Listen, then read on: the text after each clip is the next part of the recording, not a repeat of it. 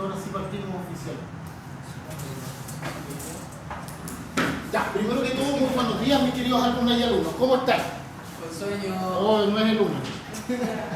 No es el lunes, pero vamos todavía. ¿Por cuál día sábado o no? Bueno, lo que nos convoca el día de hoy, la clase la vamos a planificar, como les indiqué anteriormente, en dos grandes ámbitos.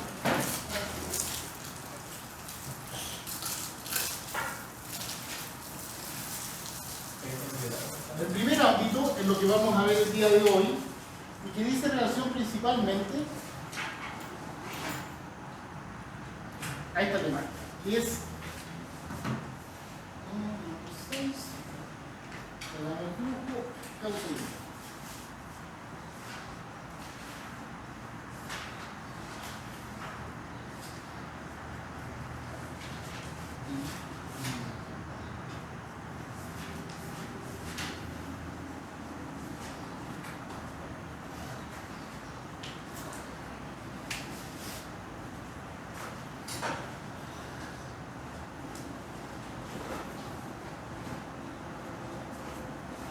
en la experiencia de aprendizaje anterior, lo que vimos decía en relación principalmente a cómo, ¿cierto?, a través de este estudio de caso que era el de Notebook, nosotros podíamos indagar en ciertos procesos para poderlos mejorar, ¿cierto? Íbamos a tener una idea preliminar, donde indagábamos y hacíamos ciertos levantamientos de información para tener la mayor información, o la información más holísticamente hablando de la compañía que estábamos investigando, que en este caso no. Ahora, dentro de esta información hay diferentes herramientas que se utilizaron. Y dentro de las herramientas que se utilizaron, una fue que hicimos, ocupamos los roles de Scrum para definirnos como equipo. Otra cosa importante que hicimos fue averiguar sobre el historial, ¿cierto? Y la descripción de la empresa.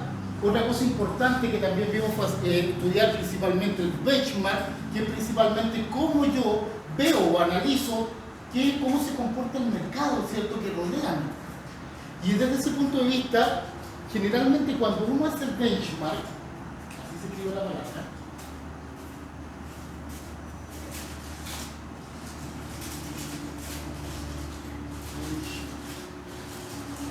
cuando uno hace el benchmark, principalmente lo que hace es salir a buscar información al mercado. Pero no cualquier información que está dirigida, ¿sí? Porque yo puedo averiguar otras cosas, pero tiene que tener una dirección, tiene que tener un hilo conductor. ¿Y cuál es el hilo conductor que uno ocupa generalmente en el benchmark? Es precisamente un objetivo, que puede ser un objetivo basado, ¿cierto?, en el mismo flujo o en el mismo caso que yo quiero investigar. Ahora, cuando salgo a buscar información, yo me fijo un objetivo general y me fijo también objetivos específicos. Cosa de que, de poder recopilar información que me permita, a través del caso que estoy investigando, ¿cierto?, ver cuáles son las buenas prácticas que tiene el mercado y compararlas con el caso que yo estoy investigando. ¿Para qué? Precisamente porque ese tipo de cosas, ese pielómetro fino, es lo que después nos ayuda a mejorar los procesos, ¿sí? Es decir, si yo estoy haciendo una determinada cosa y el mercado está haciendo otra y yo no me he puesto al día, por ejemplo, con una determinada tecnología, un determinado proceder, yo puedo copiarlo y eso está permitido, ¿sí? Salvo que sea, totalmente algo que tiene que ver con la propiedad intelectual, pero generalmente cuando son buenas prácticas a nivel industrial, las buenas prácticas generalmente se copian. Por ejemplo, ¿qué cosa? Ustedes, por ejemplo, cuando van a comprar al retail, ¿cierto?, o son clientes de un retail, ¿cómo fidelizan los clientes del retail? Una puede ser flexibilidad, ¿cierto?, en los créditos, en la compra, rebajas, ¿qué más? Hay algo que se ocupa muchísimo. Además, por ahí va. También tiene un sistema de puntos, ¿cierto? Y ese sistema de puntos lo ofrece solamente una compañía de retail o lo ofrecen todas. Todas. A eso me refiero. Alguien tuvo que partir con esto, ¿sí? Alguien tuvo que partir. Y después, a través de este tipo de cosas, alguien fue y averiguó cuál es el análisis situacional del mercado para sacar estas mejores prácticas y poderlas aplicar. A eso generalmente en el mundo empresarial se le llama sinergia. Sobre todo se da mucho en aquellas empresas que tienen holding. Es decir, empresas que de repente tienen una razón social que las une, pero que adicionalmente tienen también diferentes compañías y que no solamente tienen el mismo rubro, ¿sí? hay una diversidad de holding que tienen diferentes tipos de compañías. Pero, profe, ¿y se puede hacer benchmark en compañías que son súper diferentes a pesar de que no tengan nada que ver al rubro? Sí. Porque recuerden que hay procesos, hola, buen día, recuerden que hay procesos dentro de las empresas que son transversales. ¿Sí? Por ejemplo, el área de ustedes es un área transversal. ¿Sí? Las finanzas aplican de manera similar en una compañía minera como en una compañía de seguro. ¿Sí? La diferencia está en que evidentemente los capitales, todo lo que tiene que ver con los activos fijos, ¿cierto?, son distintos. Pero a nivel de tratamiento de la información hay metodologías. ¿Sí? ¿Me siguen? Entonces, efectivamente, estas metodologías se pueden replicar. Cuando se replican dentro de un holding, eso se llama sinergia corporativa. ¿Sí? Sinergia corporativa, es decir, yo adopto buenas prácticas de otras compañías del mismo holding, a pesar de que sean diametralmente distintas en relación, ¿cierto?, al rubro inicialmente que yo investigo. Correcto. Dicho esto, lo que vamos a ver hoy día dice relación con las variables de causa y efecto. Las variables de causa y efecto son bien, a ver, por decirlo de alguna manera, aclaratorias desde el punto de vista de cómo yo puedo integralmente ver un fenómeno. Regularmente, estas relaciones de causa y efecto dicen relación con algo que ocupan mucho ustedes. Ustedes ven principalmente, como especialistas en finanzas, se enfocan principalmente en el efecto. Profe, ¿cómo? ¿Qué es un efecto a nivel financiero? ¿Sí? Si alguien toma en la compañía que ustedes están trabajando, imagínense que ustedes son los gerentes de administración y finanzas de una compañía, ¿sí?, o los gerentes de finanzas, pongamos un cargo un poquito más puro, sin la parte administrativa. Gerente de finanzas. El gerente de finanzas tiene bajo su gestión, ¿cierto?, los números de la compañía. Ver efectivamente cómo están los estados de resultados, cómo están las posibilidades de inversión, ¿cierto?, cómo está siendo el retorno de la inversión y una serie de cosas que ustedes saben más que yo. Ahora, para que eso se produzca, para que esos números estén ahí, tiene que haber razones para que los números estén. Y esas razones para que los números estén son porque alguien tomó decisiones de manera previa, ¿cierto?, y que causó un efecto determinado en esos números, en esos KPI, en esa representación numérica. Entonces las relaciones de causa y efecto dicen relación, porque generalmente cuando se producen las causas son de carácter cualitativo. Y cuando se ven representadas en el efecto, son de carácter cuantitativo. Por eso cuando nosotros iniciamos esta asignatura, cuando vimos las primeras metodologías, que estaban centradas principalmente en una metodología que era cual y cuantitativa. ¿Sí? ¿Qué significaba eso? Que por un lado vamos a tener saturación de información, es decir, data, que es la parte cuantitativa, pero también vamos a hacer investigación al respecto, sobre todo de usuarios, sobre todo de actores clave. Y esa es la parte cualitativa. ¿Sí? Son estudios vistos generalmente y que dicen relación con esto, con la causa y el efecto.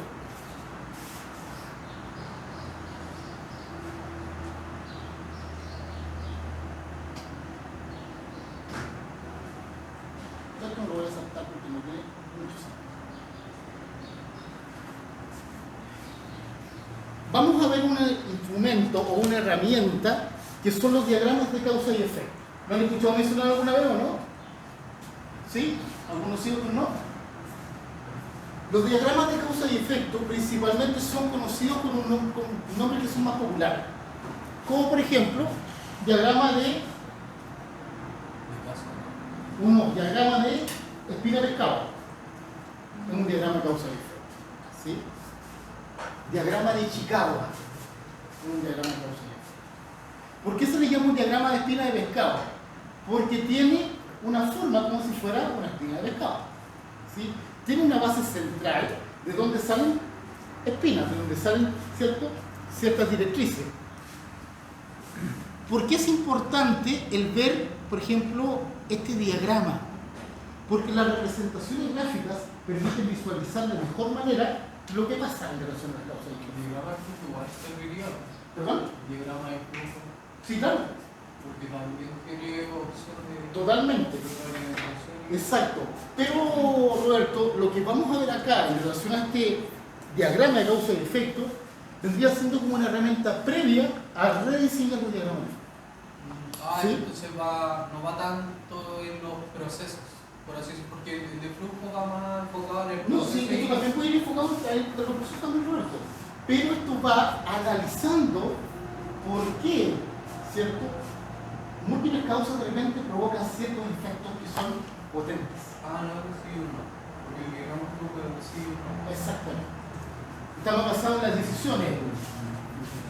Pero acá podemos tener muchas causas y no tantos efectos, pero los efectos pueden ser potentes por una suma de causas. Lo vamos a ver. Ahí está representado ese diagrama. Por eso se llama el diagrama de espina-mercado, porque tiene como la columna vertebral, ¿cierto? Lo voy a leer literal la definición que aquí está y vamos a sacar algunas cosas en conclusión. Dice así: el diagrama de causa-efecto, también llamado diagrama de Ishikawa o diagrama de espina o cola de pescado, es un análisis que permite detectar problemas y visualizar sus posibles causas y efectos durante el periodo de innovación de un proceso.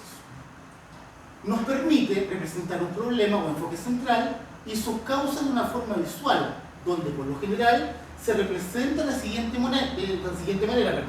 El problema se destaca dentro de un rectángulo, es decir, aquí se pone el problema principal que está ocurriendo, ¿cierto? Al extremo derecho, del cual emerge una recta central, que es la que vemos acá. Desde allí se derivan las causas o problemas mayores, que son las que van aquí en la flechita. Las causas o problemas mayores que generan este efecto van acá, ¿sí? ¿Por qué? Porque un efecto o un problema puede tener múltiples causas, ¿sí? Y ojo, que estas causas a su vez pueden incluso tener un segundo nivel o un subnivel de causas, ¿sí? Les voy a poner un ejemplo sencillo. Supongamos que el problema es que rota mucho la gente de una compañía, ¿sí? ¿Será un problema ese o no? Sí. ¿Por qué es un problema? Además, algo debemos hacer internamente que los trabajadores no se quedan por mayor. puede que haya una causa importante. Pero pensemos en los efectos. ¿Qué efectos tiene? Pensémoslo desde el punto de vista de su carrera, desde el punto de vista de finanzas. ¿Qué involucra que haya mucha rotación en una empresa? El gasto de dinero innecesario, las capacitaciones iniciales, que se llevan todos los procesos iniciales que finalmente no culminan en un trabajo duradero. La rotación es un gasto caro. ¿Por qué es un gasto caro? Porque no es lineal. Tiene muchas variables. ¿Qué variables tiene? Una es precisamente la que dijo usted.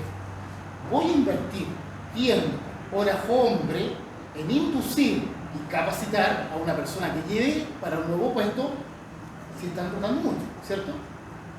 Segundo, ¿qué pasa con la selección de personas? Muchas veces se le pagan a las consultoras, ¿no? Para que busque ejemplo. ¿Y la consultora es barata o cara? Los consultores son caros, cobran el IUF. ¿Sí? ¿Tú crees que pierde calidad también? Totalmente. Porque finalmente las empresas terminan contratando lo que tienen. Sí, es verdad. Y actualmente, ¿por qué les cito este problema? Porque actualmente es un problema común. ¿Sí? Antiguamente, sus papás o sus abuelos duraban toda la vida en una empresa. Y cuando los llegaban a desvincular, era una verdadera catástrofe. ¿Sí? Era una catástrofe, casi sin pega. Entonces, había un sentido de lealtad en la empresa. ¿Sí? Yo no estoy diciendo con esto que sea bueno o malo, por favor, no me malinterpreten, estoy haciendo un juicio de valor. ¿Sí? Estoy haciendo un juicio estereotipado del juicio. Sino que quiero que capten cierto montón de evaluativo en relación a lo que pasaba antes y después para poder tener plata compartida. Entonces, antiguamente, claro, las personas eran leales, ¿cierto?, a una compañía, ¿cierto? Entonces no había tanto gasto. Ahora, se puede mirar también desde otro punto de vista, que si las personas rotan, también se están agregando nuevas energías a la compañía y también nuevas ideas, ¿cierto? Lo cual tampoco es malo. Pero por eso la rotación de personal es un indicador de gestión, es un KPI. ¿Saben cuánto más o menos es el KPI que indica que debería comportarse normalmente una empresa? ¿En qué porcentaje de la dotación? No, es mucho eso, Roberto. Estamos hablando en términos anuales. ¿Cuánto debería rotar el personal normalmente para que sea un indicador sano? ¿Menos de 10? ¿Cuánto dijo? 15. 15 es. 15 se considera para la bibliografía de las personas que se dedican a sacar KPI, indicadores de gestión, tanto financieros como recursos humanos. 15% anual deberías tener la normalidad, entre comillas, que es una palabra que a mí no me gusta mucho, debería ser el comportamiento relativamente estable de una compañía con una rotación relativamente sana. ¿Sí? Hay rubros que rotan mucho. ¿Sí? ¿Como cuáles, por ejemplo?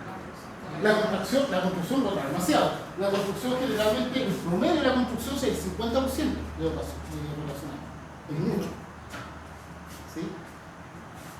Profe, ¿dónde puedo ver estos números? Estos números los publica el INE, los publica generalmente en mayo de cada año a año vencido, ¿sí? Para tener una referencia. Ahora, pensemos eso, ese es un problema. Estamos de acuerdo que es un problema porque involucra gastos, involucra costos, ¿cierto? Y costos que de repente no son menores. Costos que no son menores. Y no solamente estamos hablando de costos que tienen que ver directamente con aspectos financieros, sino que también con horas hombre, que también en el fondo es plata. ¿Sí? ¿Con qué otro tipo de costos nos podemos fijar o tener aquí una rotación de personal? Fijándonos en el problema, como un efecto.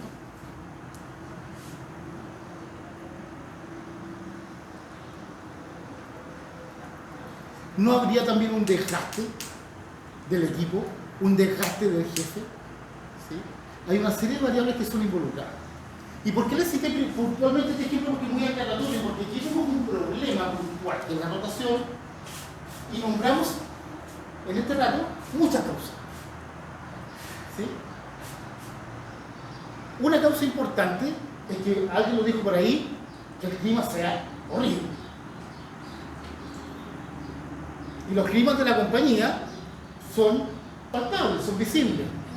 ¿O usted nunca ha trabajado en un lugar desagradable donde usted entra y ya, como que el ambiente se corta con cuchillo? ¿Sí? O también lugares que son agradables, que es rico ir a trabajar, ¿cierto? Entonces todas estas cosas tienen repercusiones, cosas que tienen que ver en el ámbito cualitativo, pero que efectivamente las podemos traducir a un ámbito más cuantitativo. Y de hecho puede haber múltiples causas. Supongamos que una causa es que hay un clima laboral malo. Supongamos que es una causa basal. Hasta causas de primer orden, o se llaman causas de primer orden o causas basales. Supongamos que esta es una causa basal. Esa causa basal también puede tener una causa de segundo orden. ¿Qué pasa, por ejemplo, si la causa basal es el maltrato, ¿cierto?, de parte de los jefes, ¿cierto?, o del jefe, como causa basal para la rotación? ¿Qué sería un segundo nivel de causas para ese problema puntual? Quizás personal. Exactamente. ¿Qué pasa si de repente el jefe está separándose de su señora? Ahí tenemos un segundo nivel de causas. ¿Sí? Tenemos un segundo nivel de causas. Es decir, todo esto puede formar una concatenación de factores. Y es por eso que cuando uno lo grafica, se hace mucho más visible verlo desde una infografía como de este estilo, que cuando uno lo pueda dictar, por ejemplo, en prosa o anotar, porque es mucho más visible, se ve más tangible, ¿cierto? Es más aclaratorio. Por eso se ocupan este tipo de herramientas. ¿Se entiende más o menos la lógica? ¿Sí?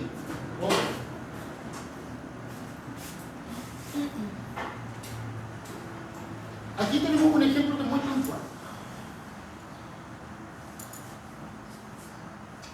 Vamos a ser súper concretos con el ejemplo. Este es un ejemplo muy coloquial. Supongamos que el efecto, o el problema, es la pérdida de control de un automóvil. ¿Sí? Que es un problemazo. Porque puedo atropellar a alguien, puedo chocar, me puedo hacer daño yo y puedo hacer daño a los demás. Por lo tanto, es un efecto importante, un problema importante. Ya. Causas pueden haber muchas. Veamos las causas de primer orden o las causas basales. Causas basales, que sea un fallo mecánico, ¿cierto? Que sea un error humano, que sea un error del conductor, iba con la pipa y empezó a fallar el auto porque lo perdió el control. Que los neumáticos estén desinflados, ¿sí? O que la carretera esté resbaladiza.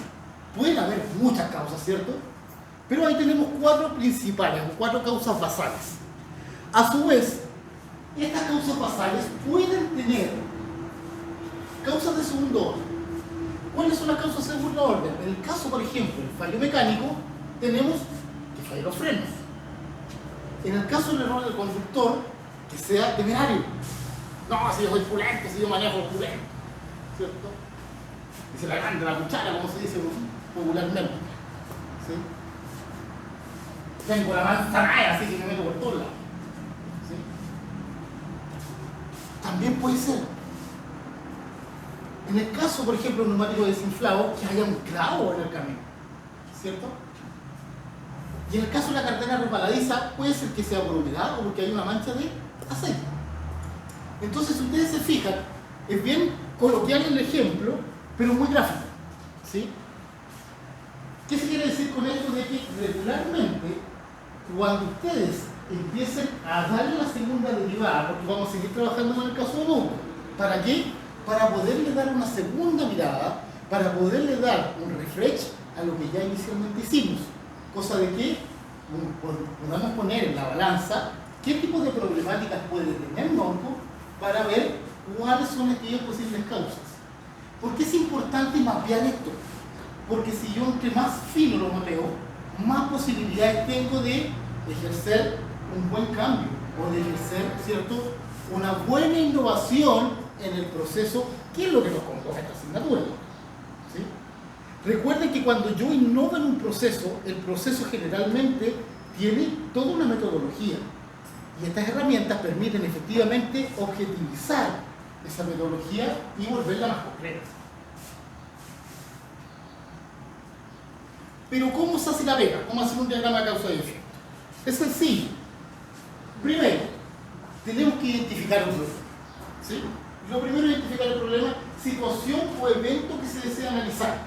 Escribe y luego dibuja un rectángulo alrededor de él. Recuerda redactar el problema en términos del efecto. Hecho esto, tras una recta hacia el lado izquierdo. Es decir, aquí le estaba diciendo precisamente cómo lo tiene que hacer y hasta cómo tiene que hacer el monito. ¿Sí? Todo muy coloquial, muy didáctico. Segundo, haz una lluvia de ideas de causas problemas, o el famoso brainstorming. Ahora, lo interesante de la técnica de brainstorming es que es mucho más amplia de lo que la gente piensa. ¿A qué me refiero con esto? Cuando hay una lluvia de ideas, el brainstorming se caracteriza por un principio fundamental. Cuando uno hace una tormenta de ideas, una lluvia de ideas, o el brainstorming, como yo acabo de decir ahora, generalmente la gente empieza de inmediato a tirar las ideas que sean más factibles de realizar, ¿sí? Con un filtro previo. ¿Por qué? Porque no, ¿cómo voy a tirar cualquier idea si tiene que ser algo que se pueda hacer? ¿Cierto? Pero para efectos del brainstorming, para efectos de la lluvia de ideas, es una técnica que maneja ideas simples. Es decir, se privilegia la producción de las ideas. Es decir, se tira toda la realidad, por más que la idea parezca absurda o impracticable. ¿Sí? ¿Por qué? Porque entre mayor volumen o producción de ideas tengo, más fácil me va a ser identificar las causas. ¿Sí? Y no voy a tener que estar rebuscando tanto. Entonces, en esta lluvia de ideas de causas problemas, con la línea, cada una de las causas detectadas sería una espina mayor derivada de la recta central. Tercero, analiza el problema desde cada una de las espinas mayores. Por ejemplo, si estás analizando el alza de un precio, ¿sí?, como el de los famosos combustibles que está tan ¿cierto?, está tan de moda. ¿Ustedes saben de cuándo se fijó el impuesto del combustible? Eso es de los 80, Es un dato financiero, por eso lo pregunto. pero de la década de los 80. Así es. En general. Porque ustedes saben que el petróleo aquí en Chile paga un impuesto altísimo. ¿Sí? Miren lo que voy a decir. Usted tiene toda la razón. El impuesto al petróleo se empezó a cobrar en el año 1985. 1985, con chiquillos y chiquillas. Creo que ha pasado un poquito más. Y ahora lo más curioso, hablando de causa y efecto, lo más curioso es, ¿por qué creen ustedes que precisamente en el año 85 se produce este impuesto a las bencinas y los petróleos? Así es, tal cual. Se hizo con la intención de reconstruir el país, de generar arcas fiscales para poder hacer frente a la debacle que produjo el terremoto de 1985 que se produjo en San Antonio, que fue un terremoto que no fue tan fuerte, fue 7,5. Han habido terremotos peores, pero fue muy superficial. Y en esa época, en el año 85, las casas no eran como son ahora, eran de adobe. Entonces se cayeron prácticamente todas. Por eso hubo que reconstruir el país, pero estamos hablando de 1985. ¿Sí? ¿Por qué no se ha vuelto a restaurar? Esa es la pregunta mía.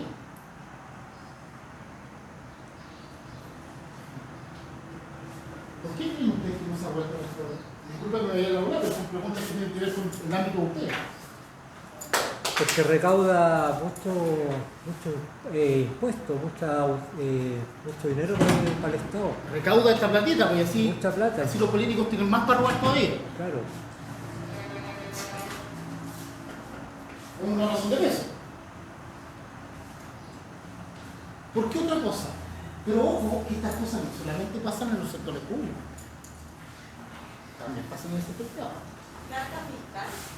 La arca fiscal, para aumentar la arca fiscal, definitivamente. Solamente para aumentar el arca fiscal. Pero, profe, también pasa en el sector privado, sí, pues, claro. Sobre todo aquí en Chile. ¿Cómo qué, profe? Ustedes pasan todos los días por el PIB. ¿Baja alguna vez el TABO, no? Es incremental. ¿Sí? ¿Y por qué creen ustedes que es incremental y que nadie puede hacer nada? Porque está condicionado así en el tratado, en la forma que hicieron la concesión. ¿Sí? Y Pero, cuando se extienda 100 años, pero eso de la concesión, sí, está perfecto, eso es. Pero hay un factor adicional ahí. ¿Y qué pasa entonces con la farmacia, con la evolución de los polvos, con la evolución del confort? Y su medicina. Eso no está regulado por ningún tratado, pero lo hacen igual. Entonces la pregunta, mis queridos alumnos y alumnas, futuros ingenieros en finanzas, es ¿por qué creen que las empresas hacen eso? Además de ganar más plata, evidentemente, que es la razón fundamental. Porque todavía se puede hacer. Muy bien. Porque puede. Porque puede. ¿Ustedes saben en qué país nació el libre mercado? El famoso neoliberalismo económico. ¿Sí? ¿No saben? No. ¿Dónde creen ustedes que nació? Porque esas cosas están reguladas por el libre mercado. La empresa no que pone el precio, el Estado no interviene. ¿Dónde nació? ¿Dónde fue el laboratorio del libre mercado? ¿Dónde partió? ¿Dónde se expandió al mundo? Chile. Fue el primer país del mundo en adoptar el libre mercado. ¿Sí? Los famosos Chicago Boys de la época de la Chile. ¿Sí?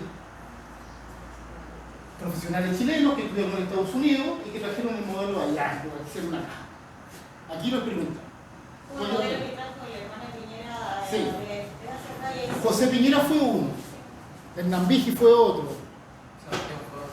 Bueno, Sebastián Piñera también, que es parte de... todos esos personajes trajeron el libre mercado a Chile, ¿sí? Que todavía lo tenemos, y se expandió muy fácilmente por el mundo, ¿sí? ¿Cuál es la ventaja y la desventaja del mercado, hablando de las causas y efectos? Tratando de hacer un bloque con la materia, para no irme tanto en la ola. Yo siempre bueno verme en la ola. El exterior no afecta mucho. ¿Perdón? El exterior no afecta mucho. Tanto la Una, importación y sí, nos afecta mucho porque nos convertimos en un país monoproductor, en un país también que adicionalmente nos convertimos en un país de servicio. y no somos manufactureros tampoco. No somos, pero lo fuimos a ver. Lo fuimos. Ahora, lo interesante de esto es que efectivamente una de las características del libre mercado, y está basado en lo que estamos discutiendo, es que las empresas regulan el precio. No hay intervención estatal. ¿Cómo no hay intervención estatal?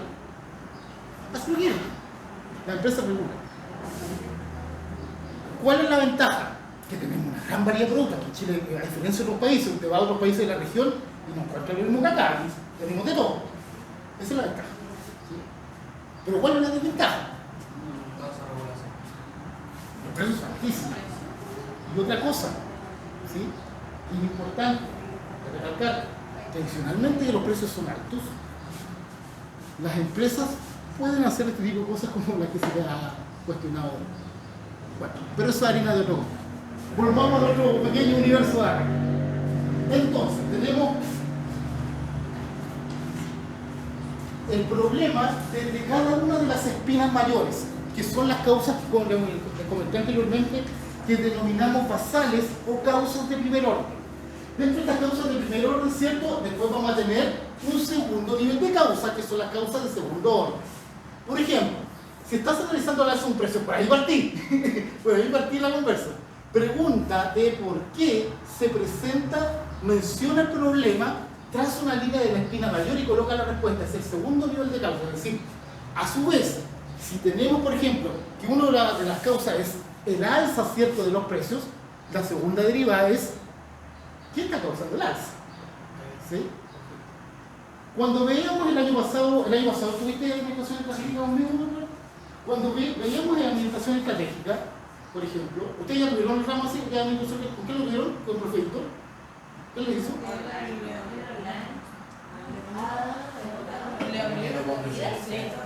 La biónica en clase. Era online. No, sí. Parecía online. Bueno, en administración estratégica generalmente se ocupa mucho esto, porque es conveniente ponerse preguntón para poder generar causas y para poder generar ciertas derivadas que derivan, valga la redundancia, de los aspectos diferenciadores que guían una estrategia. Recuerden que principalmente una estrategia de una empresa puede tener muchos factores y puede ser multivariable, pero regularmente las empresas tienen dos grandes tipos de cosas que se pueden diferenciar. Una es la diferenciación pura, propiamente tal, a través de sus atributos, y la otra es a través principalmente del liderazgo en costos, o el foco en costos. ¿Sí? Cuarto, analiza el problema del segundo nivel de causas y continúa profundizando en las causas según sea necesario. Es decir, uno puede empezar a preguntarse, igual que los niñitos, el por qué y los por qué. Los adultos, y ahora me pongo mi enfoque más psicológico, los adultos perdemos esa capacidad con el tiempo, y es lamentable. ¿Sí? ¿Por qué? Porque el preguntar lo asociamos con un tonto, de comida. ¿Sí? Y eso está muy alejado de la vida. Los niños son curiosos, no tienen filtro, preguntan. Cuando uno hace y toma decisiones principalmente de carácter estratégico en una empresa, es conveniente ponerse preguntón. ¿Por qué? Porque cada vez que uno se pone preguntón, uno está abarcando más variables dentro de estas posibilidades de causa y efecto. Y esto involucra que es una decisión con más datos y más información. Ahora, para finalizar el diagrama, analiza, creo que me lo vas a dar 10:40, ¿cierto? Ya, estamos con ahora. Analiza las causas obtenidas y determina en cuáles se va a actuar. Eso es lo fundamental. Aquí no se está solamente representando las causas porque se van a ver bonitos, va a hacer el check para el pelado que está en el frente, ¿sí? Sino que esto tiene una razón de ser.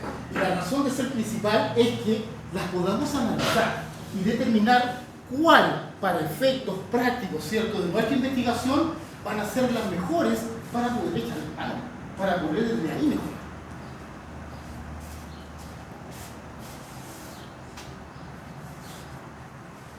Partamos desde lo básico.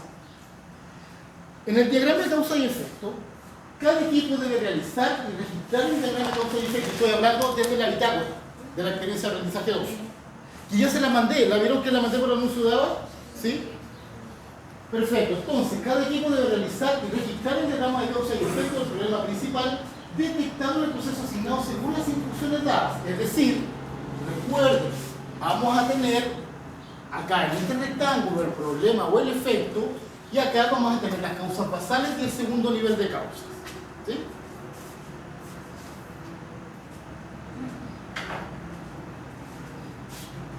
Pasando en una segunda derivada, después de analizar estas variables de causa y efecto, tenemos la tecnología y la industria 4.0. ¿Qué significa la industria 4.0? La industria ya hipermodernizada, ¿sí? Que, ojo, es hipermodernizada hasta donde nuestros ojos alcancen a ver. ¿A qué me refiero con esto? Que generalmente las empresas, por una causa también económica y comercial, y también por una razón estratégica, no tiran toda la carne en la parrilla lo que tienen. ¿Sí? ¿A qué me refiero con esto? Que hay cosas que ya están inventadas y que nosotros no sabemos que están inventadas. Hay cosas que ya están creadas y que nosotros no sabemos que están creadas. ¿Sí? Yo les conté, parece que la anécdota que me pasó a mí cuando chico, ¿no? ¿No? Cuando me llevaron al Instituto Nuclear de la Reina, sí se lo conté. Una tele de plasma en el año 86. Tele de plasma en el año 86, ojo. Entonces la pregunta es, ¿cuándo se creó? Y si eso se creó en el año 86, ¿qué hay ahora?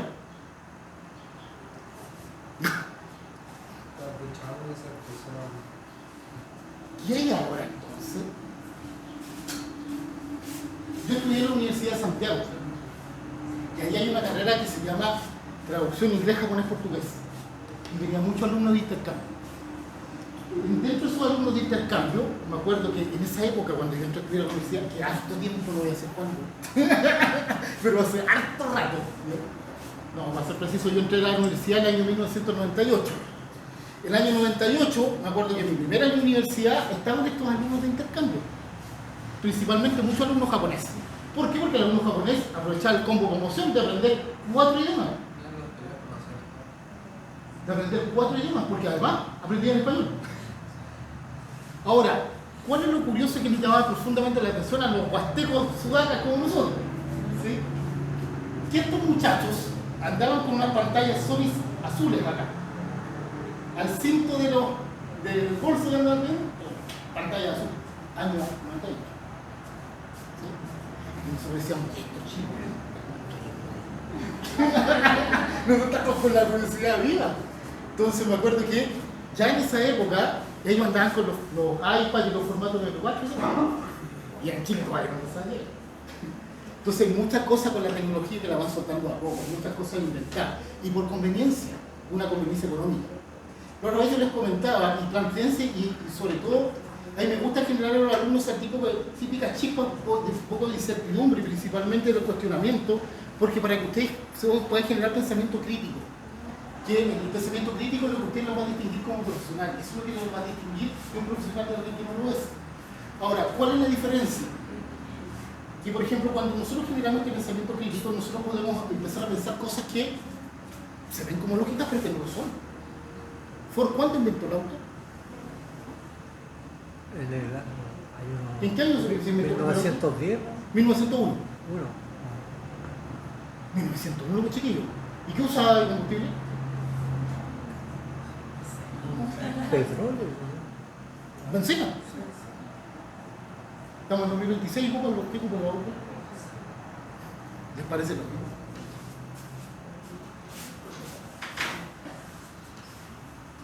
No es lógico.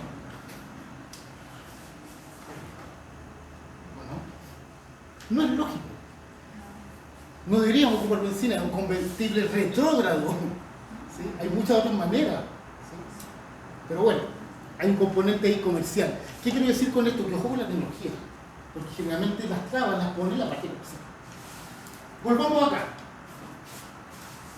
Entonces, para profundizar en la innovación de procesos es importante conocer las tecnologías 4.0, un barniz un poco tecnológico.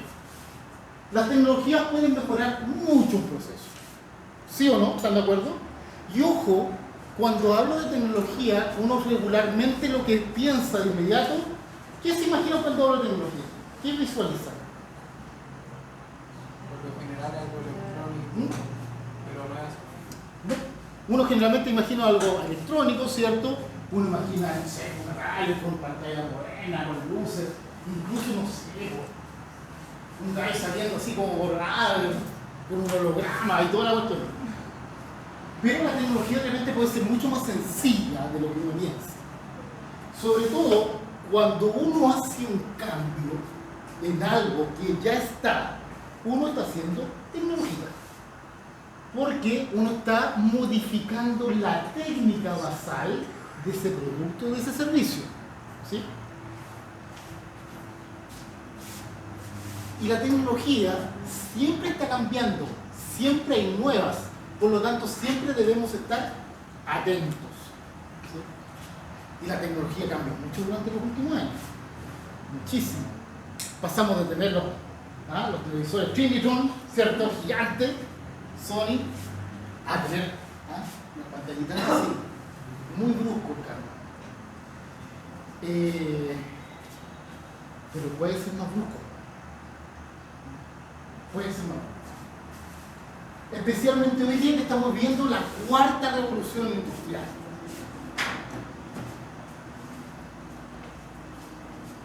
La revolución industrial cambió todo el mundo. Las bases del mundo lo cambió la revolución industrial. ¿Por qué? Porque empezamos a reemplazar el trabajo humano por el trabajo de máquina. ¿Sí? ¿Y qué trajo aparejado de esto? Lo que actualmente vemos. Lo que actualmente vemos todavía es la derivación de la primera revolución industrial. Como profecía. Antiguamente la gente no se distribuía en grandes ciudades, era mucho más dispersa la población. Los que estaban en la ciudad era el rey. ¿Sí? ¿Vieron alguna vez esa película de Monito, Las locuras del emperador? ¿Sí? Él tenía su imperio, Cuscotomía, ¿cierto? Que quería ser un gran centro de diversión. Pero ¿dónde vivía su pueblo? En una región, no vivía directamente en el centro. ¿Sí? Y así funcionaban las grandes, o mejor dicho, así funcionaba la distribución, ¿cierto? Demográfica. Pero con la revolución industrial todo cambió. Porque empieza a concentrar la máquina y el reemplazo de la fuerza humana, ¿cierto? Estos centros urbanos. Y se traslada a la gente que trabajaba en el campo a las grandes ciudades. Y desde ahí nace este concepto de ciudad que tenemos actualmente, que es centralizado. Pero ¿qué es la industria 4.0 o la cuarta revolución industrial? Que realmente puede sonar como ajena. La industria 4.0 es una nueva forma de producción que combina técnicas avanzadas de producción y operaciones con tecnologías inteligentes que se integrarán en las organizaciones, las personas y también en los procesos. Se nos viene Skynet. En cualquier momento va a venir la Sarah Connor con el Terminator y va a aparecer por ahí abajo. Acuérdense que Skynet era la madre de la inteligencia artificial. ¿Sí? Y ya no estamos tan lejanos de eso. Antiguamente lo veíamos como ciencia ficción, ya no lo es tanto. ¿Sí? Ahora, ¿todo nos va a poder reemplazar la inteligencia artificial? ¿Qué cosas no va a poder hacer la inteligencia artificial?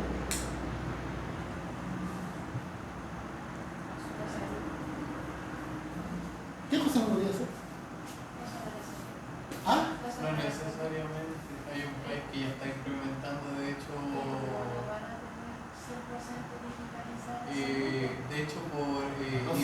una investigación, de hecho, el porcentaje de error que tenía la IA versus lo que tenían las personas era... En El Salvador se está implementando y el porcentaje de error que comete la IA es mucho menor que el que comete el... Más, le voy a dar un dato. Ya hay países donde los ministros no son humanos. Son IA. No estoy inventando nada. Esa es verdad. Ojo con eso. Bitcoin. Un científico, me voy a apalancar de lo que usted acaba de decir, un científico hace no mucho tiempo atrás, no me acuerdo qué científico propiamente tal fue, dijo algo bien interesante en relación a eso. Dijo que paráramos un poco el desarrollo de la inteligencia artificial generativa porque ya empezaron a coludirse entre ellas. ¿Pudieron apagar alguna? Porque ya empezaron a coludirse. Ya saben cómo engañar. Así que no están dejando tampoco.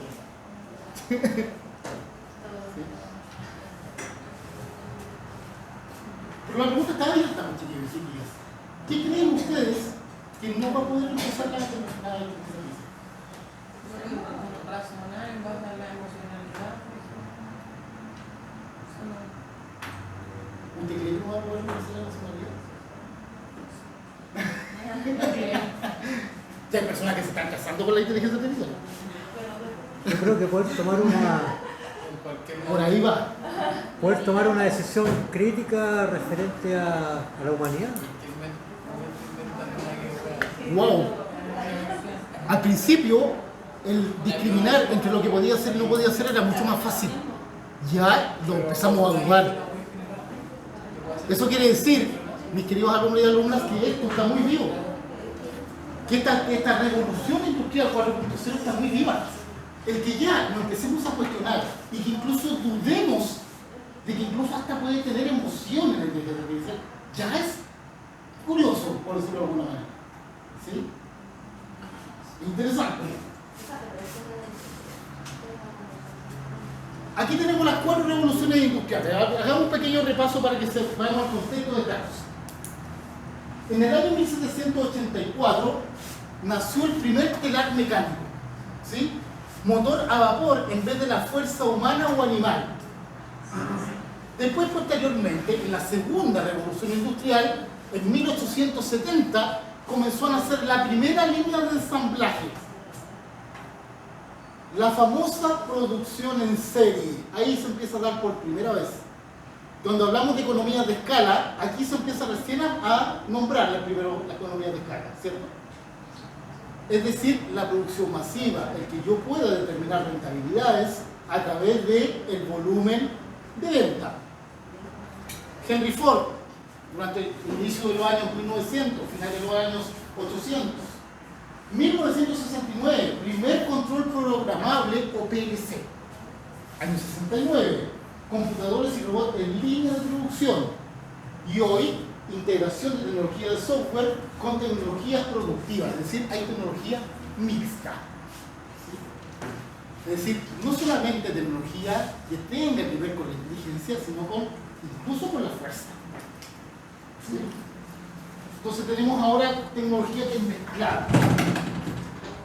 Y en el fondo, esta industria 4.0 se caracteriza por una serie de atributos. Y la serie de atributos que yo veo acá son los que están mencionados acá.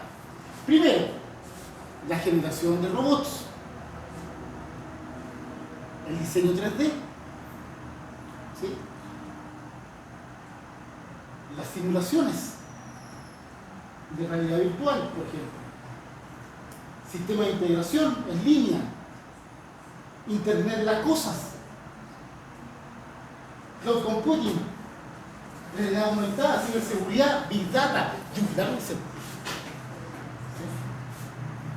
Un largo etcétera. Pregunta. ¿Todos tenemos alguna cuenta bancaria o no? Donde nosotros trabajamos y nos depositan un sueldo, o donde el amante amigo con plata, o también le deposita, ¿cierto? Para su gustito. Puede haber de todo. Pero la pregunta es, ¿ustedes saben dónde está su plata? ¿Dónde está su plata? Eso es lo que quise entender.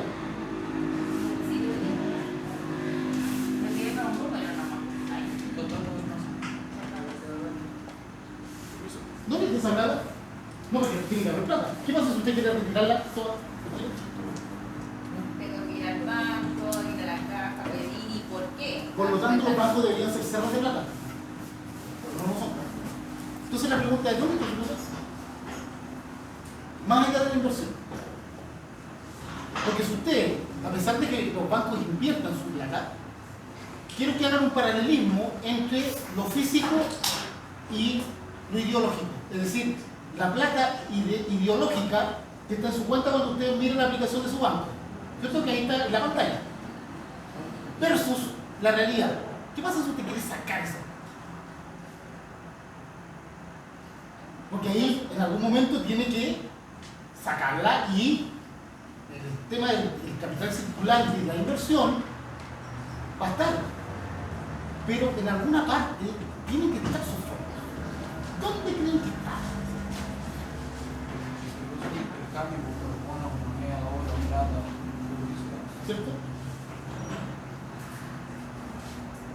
¿Saben cuánta plata le roban a los bancos cada año los hackers?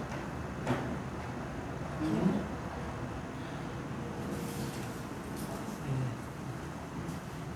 Tienes un número. Yo les llevo harto ejemplo numérico porque ustedes son numéricos. Acuérdense que yo soy psicólogo clínico, no tengo nada que ver con números. Por eso soy un psicólogo bastante atípico. Soy medio mentolato. ¿Qué quiere decir eso? Me pego a todo. Me acordé de los paralelos.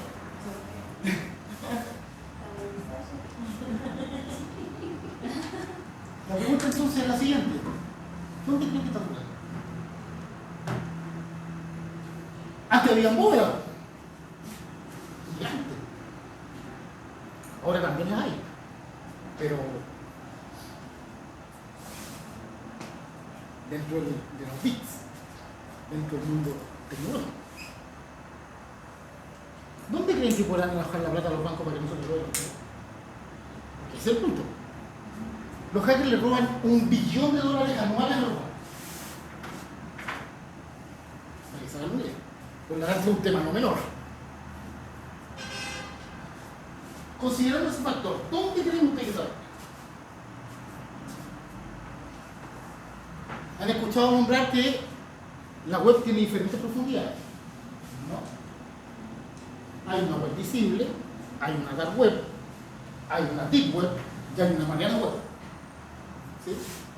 Entre más profundo, ¿cierto?, es la web, más encriptada está el código para poderlo hackear. Es decir, hay que traficar en términos tecnológicos. Pero, profe, ¿existe eso? Sí. Se trafican personas en la dark web, se trafican armas, se trafican drogas, se contratan sicarios en línea. ¿Sí? Y lo bonito de esto es que la deep web, la dark web, es mucho más profundísima que lo que ustedes ven en internet. Lo que ustedes ven en internet, con suerte, es entre el 1 y el 10%. El resto todo es abajo. Imagínense lo que hay. Venden hasta, si usted quiere comprarse un tanque, tiene la plata y tiene acceso a la deep web, lo puede hacer. ¿Por qué creen que los narcos tienen todas esas cosas? No es aleatorio. No es porque se lo va a dejar un delivery a la casa. ¿Sí? Su plata está en lo más profundo de la web. Ahí está. Y la dejan ahí precisamente para que los hackers les cueste sacar ese plata. Para que tengan que hacer una pega muy larga. Hay gente que lo hace. Aquí en Chile había un cabrito de 15 años capísimo que hackeó el sitio del Pentágono con un Nokia. De los antiguos. ¿Sí? ¿Va a llevar preso? Está contratado. ¿Sí? ¿Lo contrató bien? La pedí igual, de hecho, eso acá. 15 años, un Nokia de los ladrillos, que no jugaba al Snake, que se caían como 10 veces, hacía bien y uno volvía mal y sonaba no. ¿Cierto? Esos mismos. Hackeó el Pentágono, chiquillos. Imagínense lo que se puede hacer. Tecnología asociada a la industria 4.0, que tiene que ver ya directamente con la definición de todos estos enfoques tecnológicos. Sensores.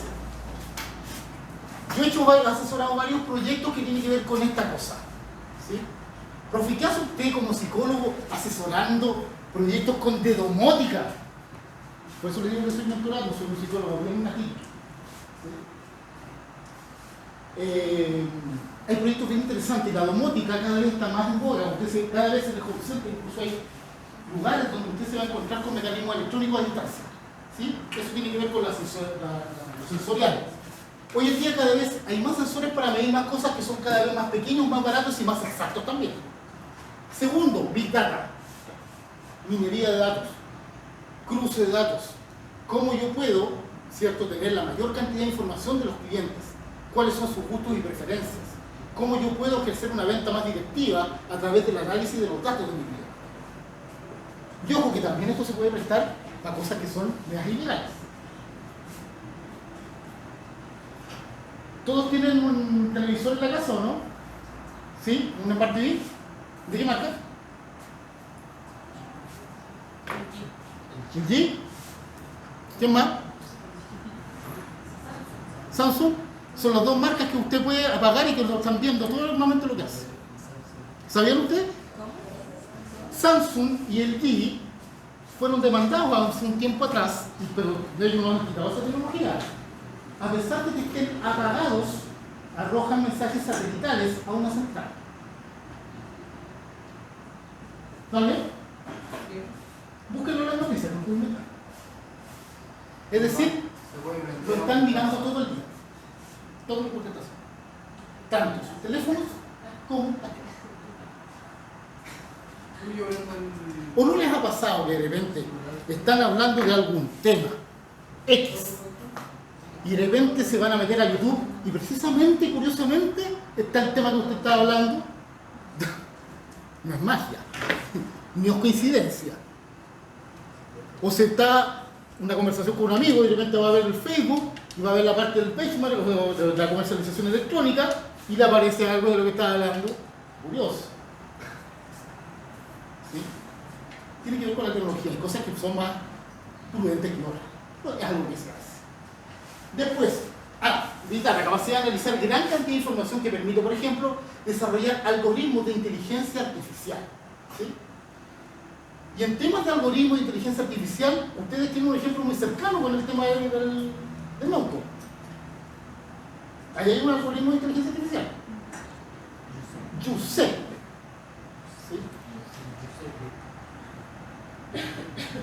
Tecnología de punta chilena.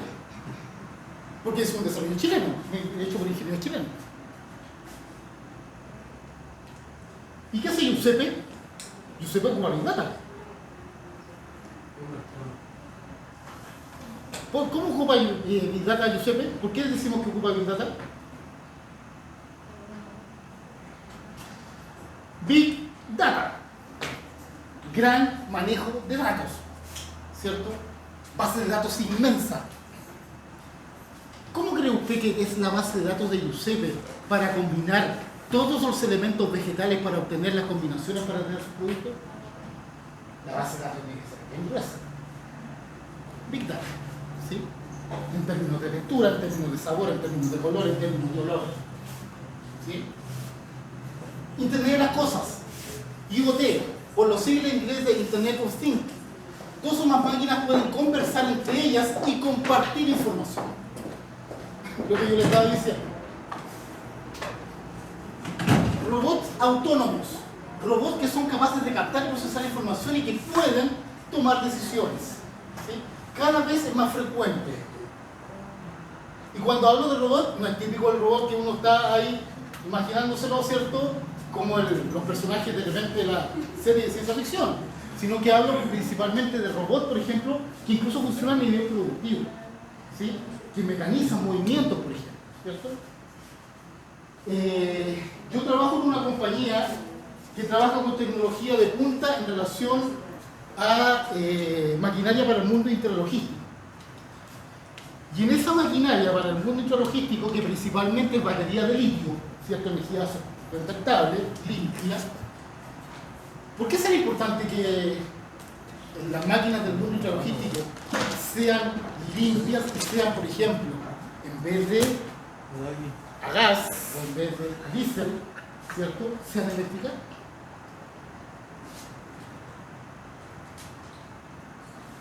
¿Qué pasa si usted está almacenando medicamentos y tiene una combustión adentro de ese laboratorio? contaminación.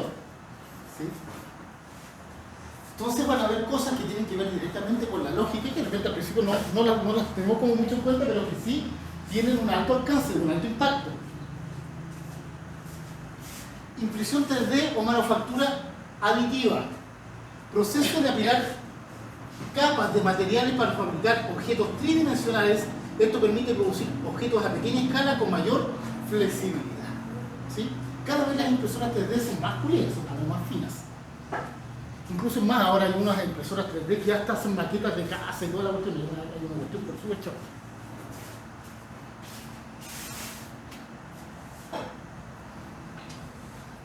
De acuerdo a lo que vimos hoy día, la tecnología ya está para quedarse. ¿Sí? Salvo que haya un descalabro, que también es muy probable. ¿Sí? Acuérdense que el señor Donald Trump estuvo a punto de apretar el botón rojo al rey. ¿Sí? Y esa es la combinación perfecta, un gallo loco con poder, mala mezcla. Entonces, puede que haya descalabro. ¿Sí? A Albert Einstein le preguntaron una vez, no sé si esto lo escucharon alguna vez, cómo él creía, dado el desarrollo tecnológico que efectuó. Albert Einstein no le... ¿Por qué le dieron el premio Nobel, sabes? No se lo dieron por la teoría de la relatividad, como de toda la gente piensa. Se lo dieron por algo tecnológico.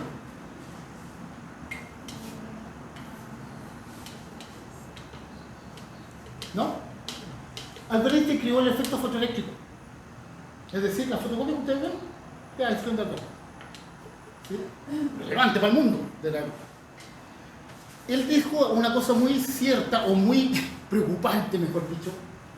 Le preguntaron cómo él imaginaba que iba a ser la Tercera Guerra Mundial. ¿Cómo se imaginaba él la Tercera Guerra Mundial? Y él dijo una frase muy seria, pero fuerte. Dijo, la Tercera Guerra Mundial no sé. No sé con qué tipo de armas van a pelear. Pero la cuarta va a ser con piedra y palo.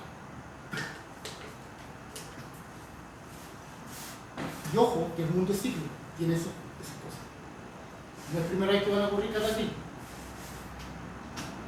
Ya, dejando de lado el pensamiento nihilista del día de hoy, vamos a voy a dar feedback primero global de cómo estuvieron los trabajos en relación a la bitácora. Corregí todos los trabajos salvo uno, porque me faltó corregir porque justo me tenía que venir para acá. Así que lo puedo corregir en unos minutos, si es que las personas están acá. En general estuvieron bien los trabajos, estuvieron adecuados, acertados, no con grandes fallas metodológicas ni fallas técnicas, bien en general. Algunas cositas a pulir, llámese estadística, llámese a factores numéricos, traten de ojalá siempre por metas fuertes, si la costumbres, ¿ya? Porque eso nace de algo, ¿cierto? Hay información que ustedes están dando y que alguien la proporcionó, o que alguien la investigó. Entonces acostúmbrense a otorgar esa facultad a las personas que efectivamente se creen esa investigación, y principalmente también porque cuando ustedes respaldan una metodología con datos duros, lo que hacen es principalmente, además de dar un dato cierto estadístico y que permite hacer comparativa, adicionalmente genera credibilidad. Un dato duro genera credibilidad. Es distinto lanzar al voleo una cosa que respaldarla numéricamente. Ustedes como financieros lo deben tener más claro. ¿Sí? Ya, dicho esto, voy a apagar el data y los voy llamando por equipos, a los equipos que estén presentes. ¿Cuál es la idea? Revisar la bitácora, revisar más que la bitácora, revisar la rúbrica, pero principalmente los aspectos, sobre todo a mejorar, que no son tantos, pero que sí de repente pueden hacer alguna diferencia.